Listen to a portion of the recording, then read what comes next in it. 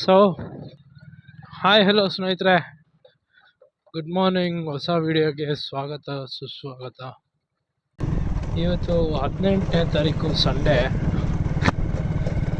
ನಾನು ಈ ಹೊಸ ಗಾಡಿ ಅಂದರೆ ಹೊಸದೇನಲ್ಲ ಇದು ಗಾಡಿ. ಈ ಹಳೆ ಗಾಡಿಗೆ ಹೊಸ ಬ್ಲಾಗ್ ಮಾಡ್ತಾಯಿದ್ದೀನಿ. ಏನಪ್ಪ ವಿಷಯ, ಸಂಡೇ ಈ ಡೈಲಿ ಕಮ್ಯೂಟ್ ಗಾಡೀಲಿ ಬ್ಲಾಗು ಏನು ವಿಷಯ, ಏನು ಸಮಾಚಾರ ಅಂತ ನಿಮ್ಗೆ ಅನಿಸಿರ್ಬೋದು. ಸೊ ಆ್ಯಕ್ಚುಲಿ ನಾನು RX-ನ ಡೈಲಿ ತೆಗಿಯಲ್ಲ ಗಾಡಿನ. RX only for important rides ಅಷ್ಟೇ ನಾನು ತೆಗಿಯೋದು. ಲಾಂಗ್ ಎಲ್ಲಾದರೂ ಹೋಗ್ಬೇಕಂದ್ರೆ, ಎಲ್ಲಾದರೂ ಫಂಕ್ಷನ್ ಇದ್ದರೆ ಅಷ್ಟೇ ನಾನು ತೆಗಿಯೋದು. ದಿನ ನನ್ನ ಗಾಡಿ ನೋಡಿ 65 ಕಿಲೋಮೀಟರ್ಸ್ ಇದೆ. ಇದು ನಿನ್ನೆ ಪೆಟ್ರೋಲ್ ಹಾಕಿಸ್ದಾಗಿಂದ ನಾನು ಓಡಿಸಿರೋದು. ನಾನು ಎವ್ರಿ ಟೈಮ್ ಪೆಟ್ರೋಲ್ ಹಾಕ್ಸಿದ್ರು ನಾನು ಗಾಡಿನ ಝೀರೋ ಮಾಡ್ತೀನಿ. ಇದರಲ್ಲಿ ಫ್ಯೂಯಲ್ ಇಂಡಿಕೇಟರ್ ಇಲ್ಲ, ಫ್ಯೂಯಲ್ ಗೇಜ್ ಇಲ್ಲ, ಕೆಲಸ ಮಾಡ್ತಿಲ್ಲ. ಅದರಿಂದ ನಾನು ಮೈಲೇಜ್ ಪರ್ಪಸ್ಗೆ ಮೈಲೇಜ್ನ ನೋಡ್ಕೊಂಡೇ ಗಾಡಿ ಓಡಿಸ್ಬೇಕಾಗುತ್ತೆ. ಸೊ ಅದಕ್ಕೇ ಈ ಗಾಡಿನ ತೊಗೊಂಡಿದ್ದೀನಿ. ದಿನ 60-65 ಕಿಲೋಮೀಟ್ರ್ ಓಡಿಸ್ತೀನಿ ಗುರು. ಒಂದು ಸಲ ಸಿಟಿಗೆ ಹೋಗ್ಬಿಟ್ಟು ಬರಬೇಕು ಅಂದರೆ ಕೋರ್ಟು ಆಫೀಸು ಅಂತೆಲ್ಲ ಆಗುತ್ತೆ. ಮಿನಿಮಮ್ ಅಂದ್ರೂ 50 ಕಿಲೋಮೀಟ್ರ್ ಆಗುತ್ತೆ. ಸೊ ಅದರಿಂದ ನಂಗೆ ದಿನ 50 ಕಿಲೋಮೀಟ್ರು ಅಂದರೆ ನನಗೇನು ವರ್ಕೌಟ್ ಆಗೋಲ್ಲ. RX-ಅಲ್ಲೆಲ್ಲ ಹೋದರೆ ಎಲ್ಲಿ 20-25 ಕೊಡುತ್ತೆ ಮೈಲೇಜು ಗಾಡಿ. ಬಟ್ ಪವರ್ ಬಿಡ್ರಿ, ಅದು ನೆಕ್ಸ್ಟ್ ಲೆವೆಲ್ಲು. ಮೈಲೇಜ್ದೆಲ್ಲಾದರೂ ಹೋಗಲಿ ಅಂತ ಅಂದ್ಕೊಂಡ್ರೂ ನಮ್ಮ ರಿಲೇಟಿವ್ಸ್ ಪ್ರಾಬ್ಲಮ್ಮು. ರಿಲೇಟಿವ್ಸು ಅಂದರೆ ನೀವೇ ಅರ್ಥ ಮಾಡ್ಕೊಳ್ರಿ. ಅದರಿಂದ ಈ ಗಾಡಿನ ಇಟ್ಕೊಂಡಿದ್ದೀನಿ ಓನ್ಲಿ ಫಾರ್ ಮೈಲೇಜ್ ಅಂತ.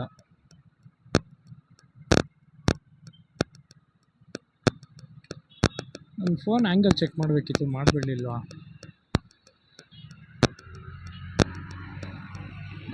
Fan low.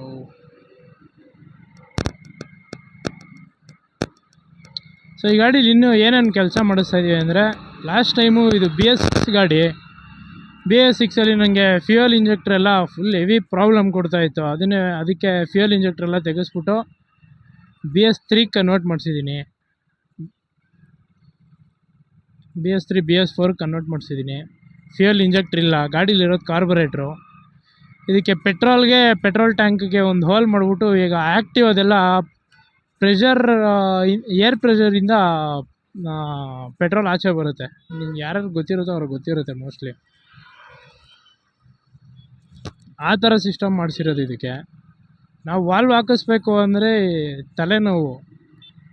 ಟ್ಯಾಂಕ್ ಸುಮ್ಮನೆ ನೆಕ್ಸ್ಟ್ ಲೆವೆಲಲ್ಲಿ ಡ್ಯಾಮೇಜ್ ಆಗಿಬಿಡುತ್ತೆ. ಅದೆಲ್ಲ ಬೇಡ ಅಂತೇಳಿ ಜಸ್ಟ್ ಸಿಂಪಲ್ಲಾಗಿ ಇದನ್ನು ಮಾಡಿಸ್ಕೊಂಡಿದ್ದೀವಿ.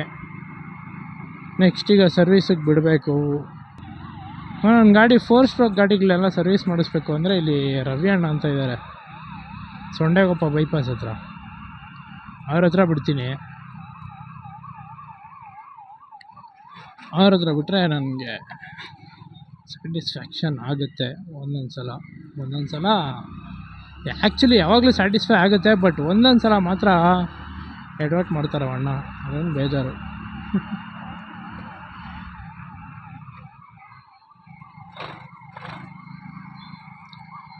ಸೊ ಬನ್ನಿ ಹೋಗೋಣ.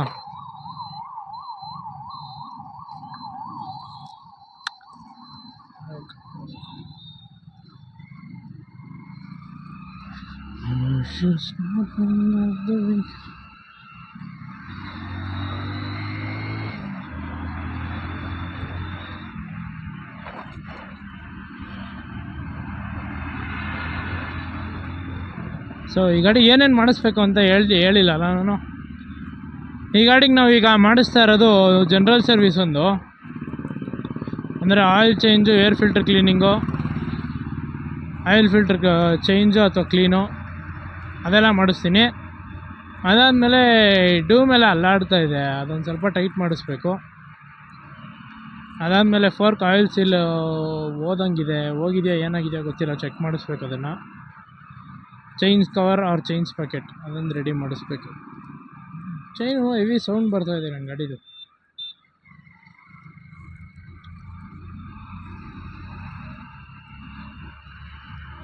ಚಿನ್ನಂತ ಗಾಡಿ ಗುರು ಇದು. ಒಳ್ಳೆ ಮೈಲೇಜ್ ಕೊಡುತ್ತೆ, 55-60ವರೆಗೂ ಕೊಡುತ್ತೆ ಒಂದೊಂದು ಸಲ ಒಳ್ಳೆ ಎಡ್ಬಿಡಂಗೆ ಆಡ್ದಂಗೆ ಆಡ್ತದೆ ನೋಡ್ರಿ ಇದು.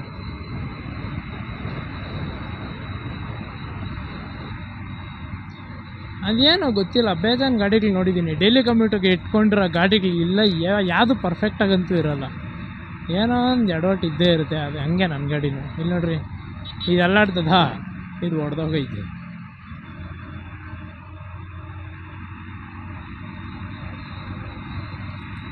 ಹೆಂಗಾದರೂ ಇರಲಿ, ಗಾಡಿ ಎಲ್ಲೂ ನಿಲ್ದಂಗೆ ಓಡಿದ್ರೆ ಸಾಕು ನಮಗೆ. ಏನಂತೀರ? ಮನಸ್ಸು ಚೆನ್ನಾಗಿದ್ದರೆ ದೇವರು ಒಳ್ಳೇದು ಮಾಡುತ್ತೆ. ಏನಂತೀರ? ಹಾಂ, ಅಷ್ಟೇ. ಮೈಲೇಜು ಚೆನ್ನಾಗಿದ್ರೆ ಜೋಬು ಒಳ್ಳೇದಾಗುತ್ತೆ. ಏನಂತೀರ? ಅಷ್ಟೇ.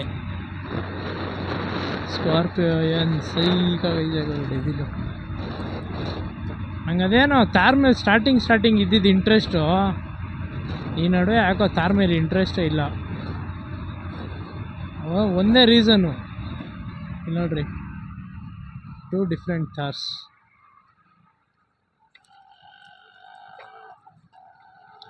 ತಾರ್ ಮೇಲೆ ಇಂಟ್ರೆಸ್ಟ್ ಹೋಗೋಕ್ಕೆ ಒಂದೇ ರೀಸನ್ನು, ಅದರಲ್ಲಿ ಸ್ಪೇಸ್ ಅಷ್ಟಿಲ್ಲ ಅಷ್ಟೇ, ಇನ್ನೇನು ಇಲ್ಲ. ಈ ಸ್ಪಾಟಲ್ಲಿ ಒಂದು ಆಕ್ಸಿಡೆಂಟ್ ಆಗಿತ್ತು, ಯಾರು ನೋಡಿದಿರೋ ಇಲ್ಲೋ ಗೊತ್ತಿಲ್ಲ. ಮೇಲೆಯಿಂದ KTM RC 200 ಬಂದ್ಬಿಟ್ಟು ಈ ದೇವಸ್ಥಾನದ ಮೇಲೆ ಬಿದ್ದಿತ್ತು. ಅವನ ಲೆಫ್ಟ್ ಲೆಗ್ಗು ಒಳ್ಳೆ ಬರೀ ಪ್ಯಾಂಟು ಹೆಂಗೆ ಹಾರಾಡುತ್ತೋ ಗಾಳಿಗೆ ಆ ಥರ ಹಾರಾಡ್ತಾ ಇತ್ತು ಗುರು. ಯಪ್ಪ, ವೀಡಿಯೋ ಹಾಕಬೇಕೋ ಬೇಡೋ ಗೊತ್ತಿಲ್ಲ, ಅದ್ರದ್ದು ನನ್ನ ಹತ್ರ ಇದೆ. ಓಕೆ, ಬಂದ್ವಿ ರವಿ ಅಣ್ಣನ ಗ್ಯಾರೇಜಿಗೆ. Let's see what happens.